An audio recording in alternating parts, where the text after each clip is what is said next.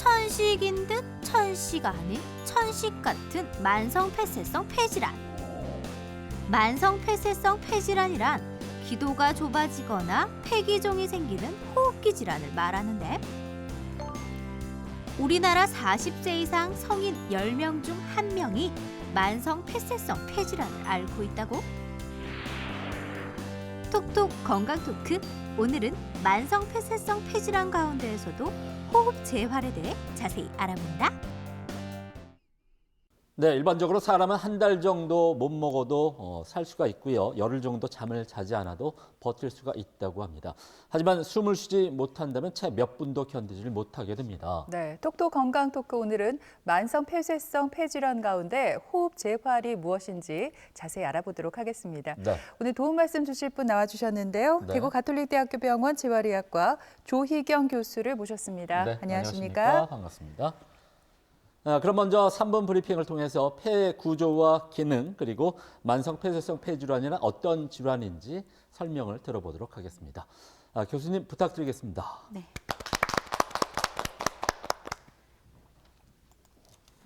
네, 폐는 우리 몸에서 호흡을 담당하는 중요한 기관이죠.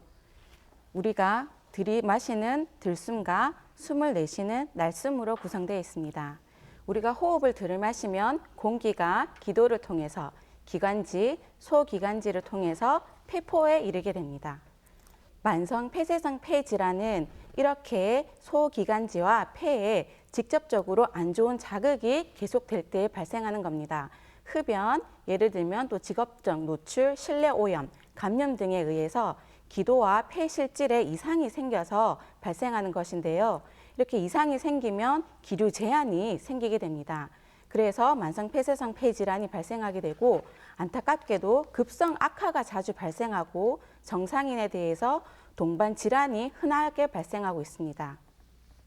전 세계 유병률은 11.7% 정도로 평가되고 있는데요. 그런데 안타깝게도 아직 우리나라에서는 이 질환에 대한 인식도가 많이 낮은 편입니다. 우리나라의 유병률 또한 10% 정도로 평가되고 있는데, 실질적으로 병원에서 진단받은 적이 있었던 사람은 불과 2.8%밖에 되지 않기 때문에, 심지어 담배를 피우고 있는 사람조차도 만성 폐쇄성 폐질환이 뭔지 잘 모르고 있을 정도로 인식이 매우 낮은 질환입니다.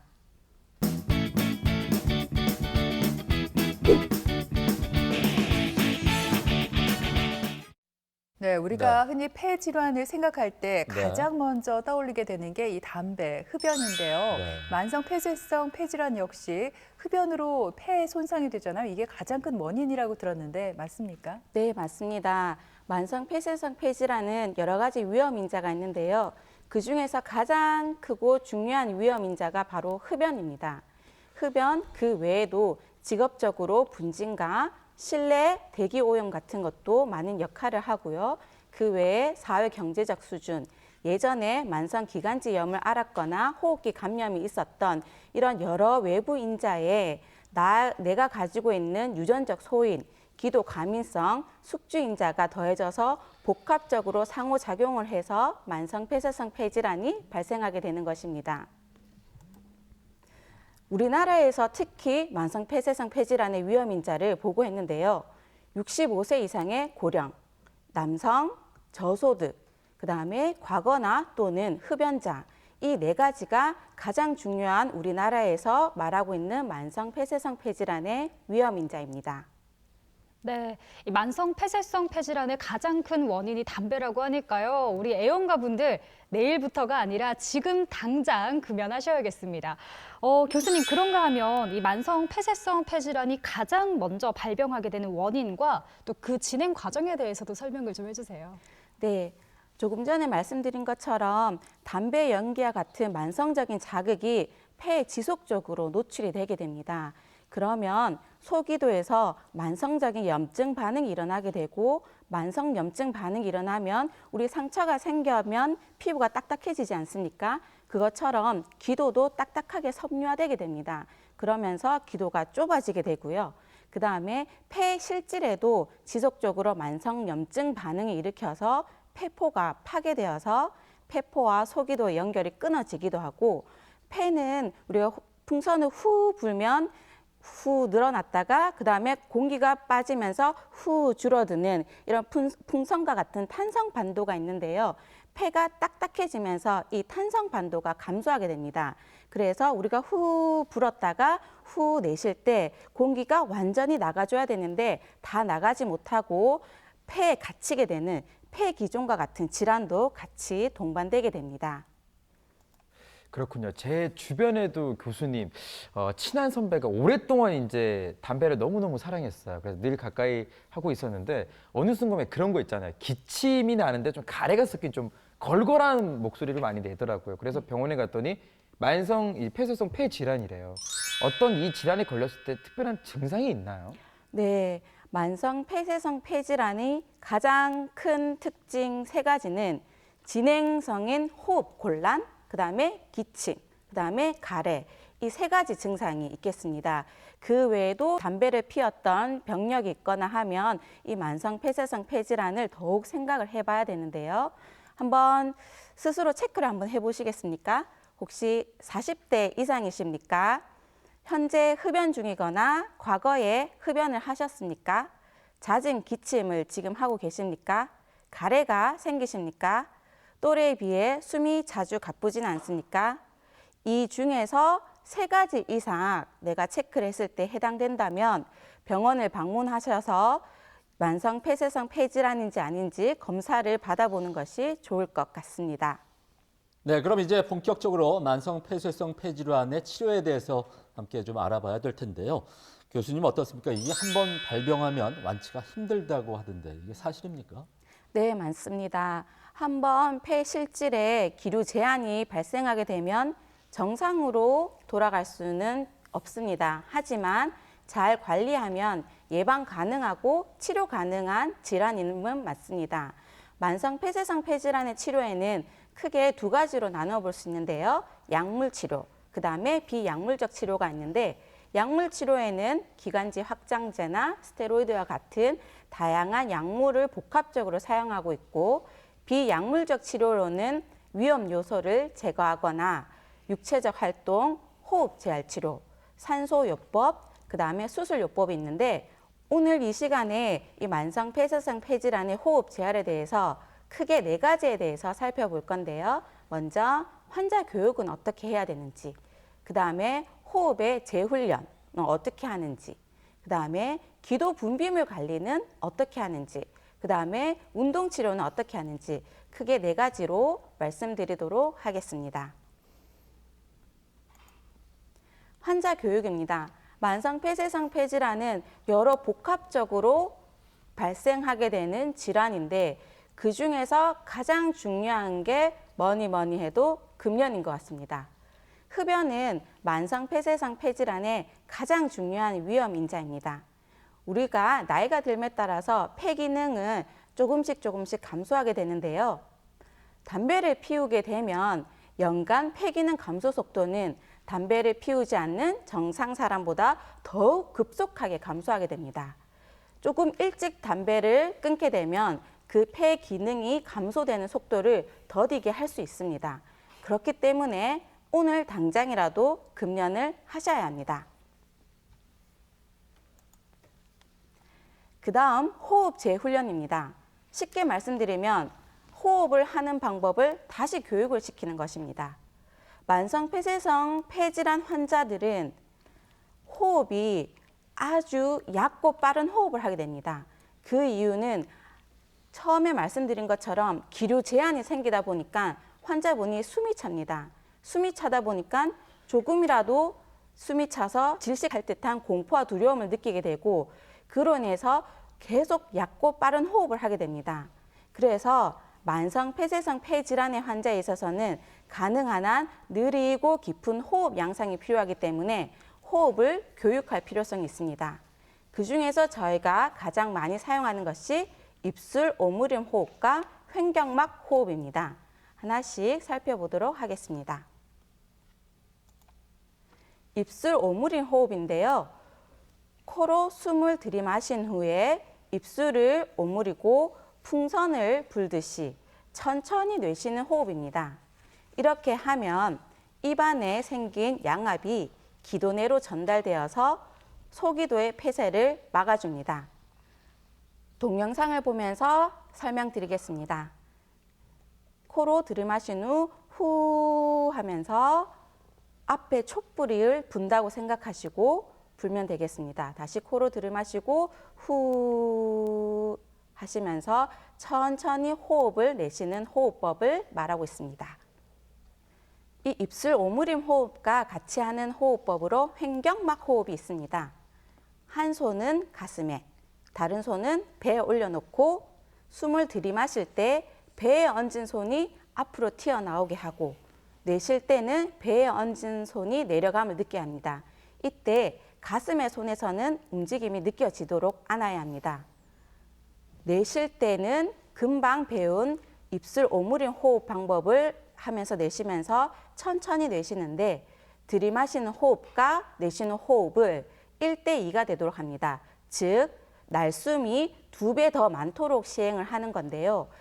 제일 처음에 할 때는 가장 편안한 자세로 하는 것이 좋으며 그래서 누운 자세에서 시행을 하고 이게 가능하면 앉은 자세에서 하시고 그런 다음에 선 자세, 그런 다음에 걸어가시면서 시행하시면 되겠습니다.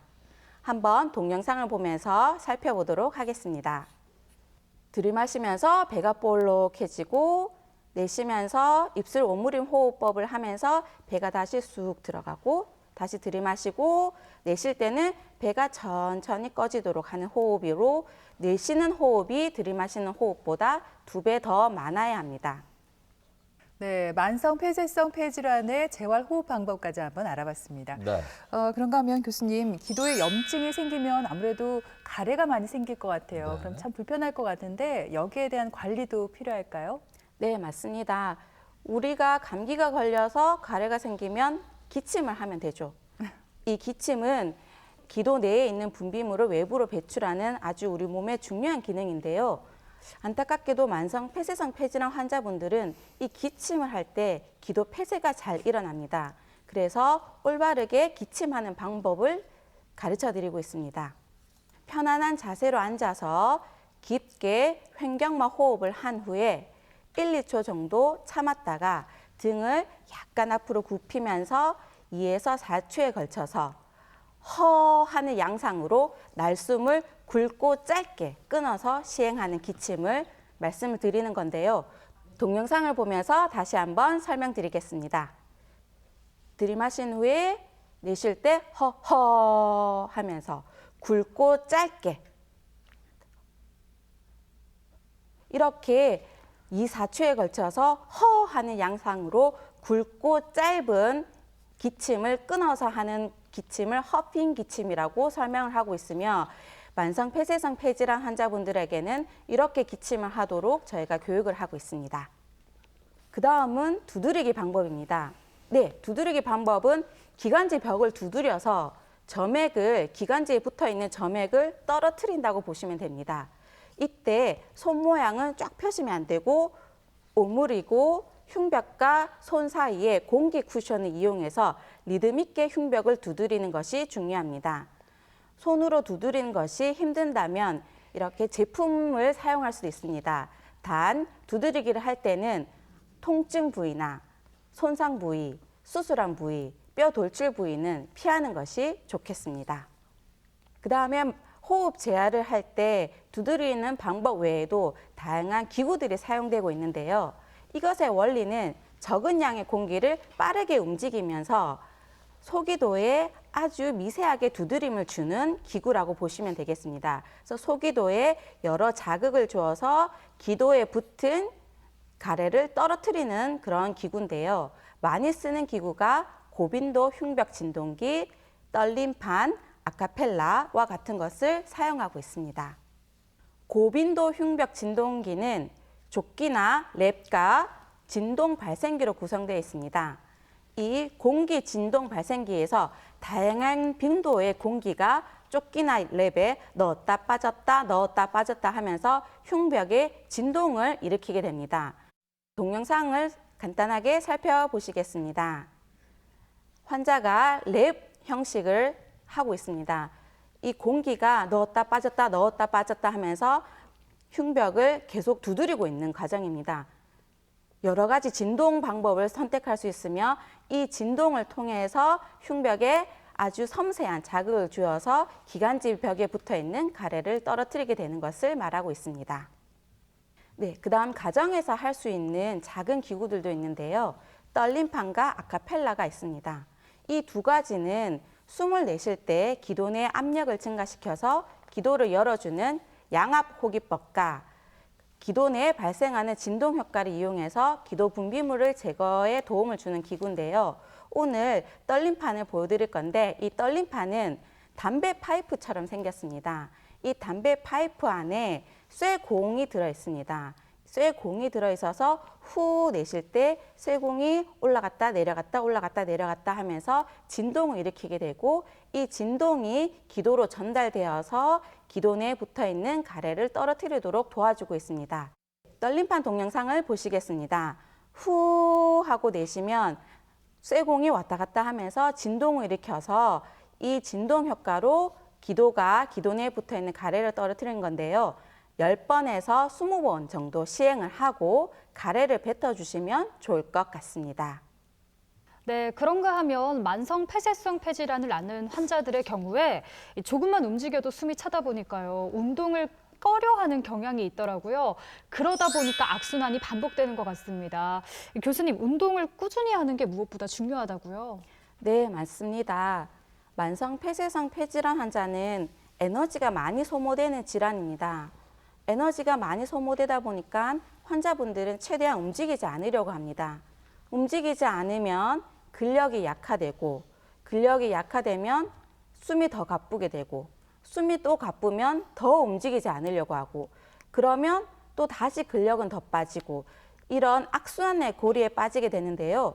그러다가 결국은 일상생활까지 불가능한 그런 쳇바퀴 속에 갇히게 되어버립니다. 이런 악순환의 고리를 깰 수 있는 것이 바로 유일하게 운동치료가 되겠습니다. 이 운동치료는 무엇보다도 만성 폐쇄성 폐질환의 치료 효과를 극대화하기 때문에 꾸준히 하는 것이 중요합니다. 유연성 운동입니다. 만성 폐쇄성 폐질환 환자분들을 보시면 몸통이 이렇게 굽혀져 있는 것을 보실 수 있습니다. 그 이유가 숨이 가쁘니까 활동이 떨어지게 되고 그러다 보니까 우리 몸통 관절의 연부 조직의 유연성이 다 감소하게 됩니다. 그와 더불어서 흉벽의 가동성도 감소하게 되어서 구부정한 자세가 되고 그와 더불어서 횡격막의 기능도 떨어지고 호흡 보조근을 과도하게 사용하다 보니까 자세가 긴장된 자세를 하게 됩니다. 그래서 몸통 근육이 뻣뻣해지게 되고 구부정한 자세를 취하게 됩니다. 그렇기 때문에 만성 폐쇄성 폐질환 환자분들은 이 흉벽 가동 운동을 좋게 하기 위해서 흉벽 가동 스트레칭이 아주 필수적이라고 보시면 되겠습니다. 흉벽 가동 스트레칭은 깊은 호흡을 하면서 시행하는 건데요. 쉽게 설명드리면 우리가 들이마실 때 흉벽을 팽창시키고 내쉬면서 흉벽을 오므라드린다고 보시면 될 것 같은데 몇 가지만 설명드리면 몸통 기울이기 운동과 가슴 근육 스트레칭인데요. 먼저 몸통 기울이기 운동을 보겠습니다. 손을 가슴벽에 붙이시고요. 들이마실 때 흉벽이 쭉 늘어난 다음에 내쉬면서 흉벽을 굽힐 수 있도록 하는 운동이 바로 몸통 기울이기 운동입니다. 두 손을 머리 뒤로 팔꿈치를 끼신 다음에 들이마시면서 흉벽이 크게 스트레칭 될 수 있도록 하시고 내쉬면서 앞으로 몸통을 굽히면서 흉벽이 작아지는 흉벽 가동 범위 운동을 좋게 하는 스트레칭이라고 보실 수 있겠습니다. 이 두 가지를 하실 때 깊은 호흡을 하면서 하시는 게 중요하겠습니다. 근력 운동에는 크게 상지 근력 운동과 하지 근력 운동 두 가지가 있는데요. 상지 근력 운동은 누워서 하실 수도 있고 앉아서 하실 수도 있습니다. 간단하게 할 수 있는 것을 설명드리면 누워서 팔 뻗기 운동, 누워서 팔 벌리기 운동이 있는데 가벼운 아령을 준비하셔서 시작하시면 되겠습니다. 누워서 팔 뻗기 운동 동영상을 간단하게 보시겠습니다. 누워서 팔 뻗기 운동입니다. 양손에 아령을 잡은 다음 한 손을 수직으로 들어 올리고 반대 손을 들어 올립니다. 이때 들어 올릴 때 후 하고 내쉬고 내리면서 호흡을 다시 들이마시면 되겠습니다. 누워서 팔 벌리기 운동입니다.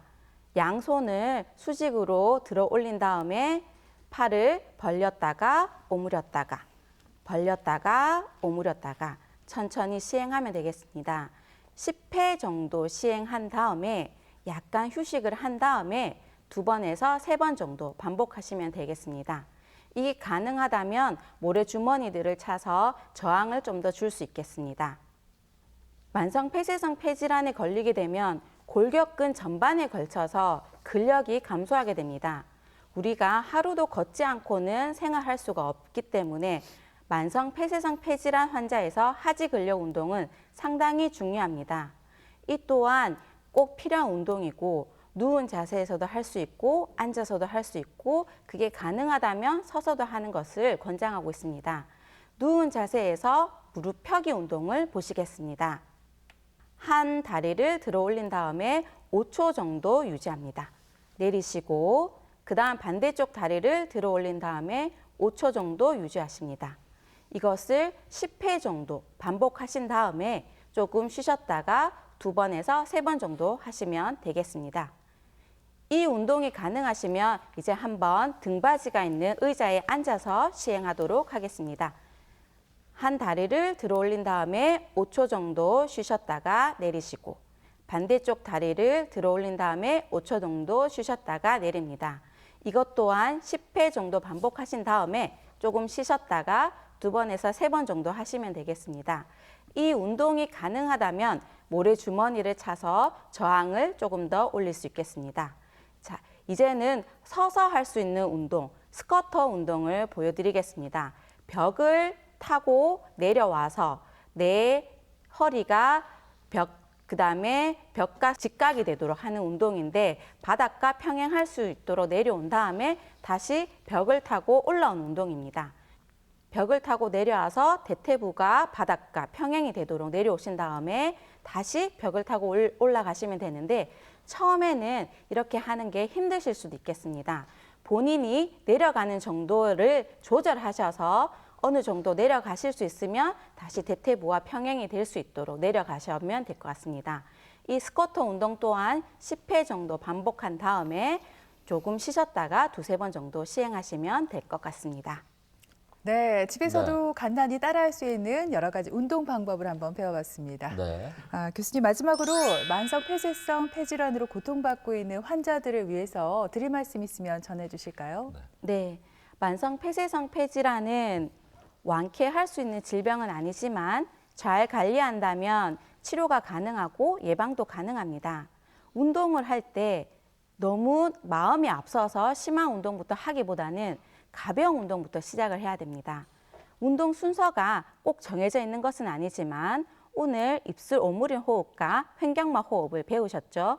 제일 먼저 호흡을 가다듬기 위해서 입술 오므린 호흡과 횡격막 호흡을 해서 호흡을 편안하게 한 다음에 호흡근 스트레칭을 시행합니다. 그런 다음에 체력 회복 운동을 하시고 그게 가능하신다면 유산소 운동, 걷기 운동을 시행하시면 되겠습니다. 이때 식후 1시간은 피하시는 것이 좋고 천천히 호흡을 고르시면서 운동을 하셔야 됩니다. 나의 몸 상태가 좋지 않을 때는 운동을 중지하셔야 됩니다. 피곤하시면 반드시 휴식을 취하셔야 되고요.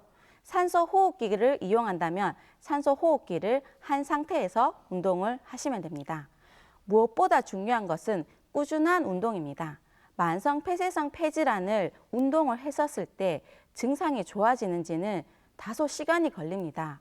적어도 2-3달은 해야지 나의 몸이 좋아짐을 느낄 수 있기 때문에 포기하지 마시고 꾸준한 운동을 처음부터 시작하시는 것이 좋을 것 같습니다.